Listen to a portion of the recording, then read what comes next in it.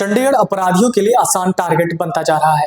Gangster और शातिर बदमाश शहर को सेफ ऑपरेटिंग जोन की तरह इस्तेमाल कर रहे हैं। वारदात को अंजाम देने के बाद आरोपी आसानी से मोहाली और पंचकूला की ओर निकल जाते हैं, जिससे पुलिस के हाथ खाली रह जाते हैं। ट्राई सिटी का ओपन बॉर्डर अपराधियों के लिए सबसे बड़ी सहूलियत बन गया है। चंडीगढ़ में प्रवेश और निकास के कुल 22 रास्ते हैं, जिनसे होकर बदमाश बिना सख्त जांच के शहर में दाखिल होते हैं और घटना के बाद कुछ ही मिनटों में सीमा पार कर लेते हैं।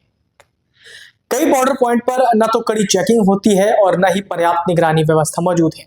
मुल्लापुर और तोंगा बैरियर की ओर पड़ने वाले 5 बॉर्डर पॉइंट सुरक्षा के लिहाज से सबसे कमजोर कड़ी माने जा रहे हैं।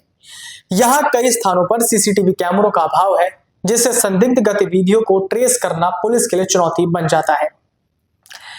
इस निगरानी की कमी का सीधा फायदा गैंगस्टर उठा रहे हैं। शहर के कारोबारी वर्ग में भी डर का माहौल है। बड़े कारोबारी, बिल्डर, होटल संचालक और क्लब मालिक गैंगस्टरों के डर से निजी सुरक्षा तक लेने को मजबूर है। रंगदारी, धमकी और गैंगवॉर की घटनाओं ने सुरक्षा व्यवस्थाओं पर सवाल खड़े कर दिए हैं। शहर में पहले भी बम ब्लास्ट जैसी घटनाएं हो चुकी हैं। हालांकि चंडीगढ़ पुलिस अपने तेज रिस्पांस टाइम का दावा करती है। वर्ष 2025 में औसतन 5.6 मिनट में मौके पर पहुंचने का रिकॉर्ड बनाया गया, जो देश में सबसे बेहतर बताया गया। लेकिन जमीनी हकीकत इससे अलग है। सवाल यह है कि जब आरोपी वारदात के तुरंत बाद शहर की सीमा पार कर जाते हैं, तो केवल मौके पर जल्दी पहुंचने का क्या लाभ? पुलिस विभाग के सूत्रों का कहना है कि जब तक बॉर्डर सीलिंग, सीसीटीवी कवरेज और ट्राई सिटी के बीच बेहतर समन्वय नहीं होगा, तब तक चंडीगढ़ अपराधियों के लिए आसान निशाना बना रहेगा। चंडीगढ़ में गैंगस्टरों से निपटने के लिए कोई अलग स्पेशल फोर्स मौजूद नहीं है।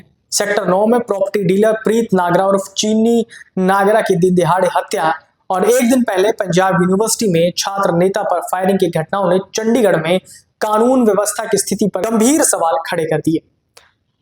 शहर में आए दिन कारोबारियों और उद्योगपतियों को रंगदारी के लिए कॉल आ रही है और जान से मारने की धमकियां दी जा रही है। कई मामलों में रसूखदार लोगों के घरों और व्यावसायिक प्रतिष्ठानों के बाहर फायरिंग की घटनाएं भी सामने आ चुकी हैं। जानकारों का कहना है कि चंडीगढ़ में गैंगस्टर गतिविधियों के बढ़ने के पीछे एक बड़ी वजह समर्पित एंटी गैंगस्टर फोर्स की कमी है। जहां पंजाब में एंटी गैंगस्टर टास्क फोर्स यानी एजीटीएफ और हरियाणा में स्पेशल टास्क फोर्स एसटीएफ केवल गैंगस्टरों के खिलाफ ऑपरेशन चलाती है, वहीं चंडीगढ़ में ऐसी कोई अलग यूनिट नहीं है। यहाँ केवल crime branch, district crime cell और ऑपरेशन सेल ही सक्रिय हैं, जो सभी प्रकार के अपराधों को संभालती है। इस बीच पुलिस नेतृत्व भी सवालों के घेरे में है।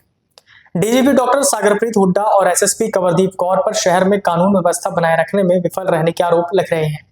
एसएसपी कंवरदीप कौर को हाल ही में केंद्र सरकार ने 1 वर्ष का सेवा विस्तार दिया है। शहर गैंगस्टरों के लिए आसान टारगेट और सुरक्षित ठिकाना बनता जा रहा है। पूर्व पार्षद सतीश कैंथ ने प्रशासन से मांग की कि चंडीगढ़ में भी पंजाब और हरियाणा की तर्ज पर एक समर्पित एंटी गैंगस्टर यूनिट गठित की जाए।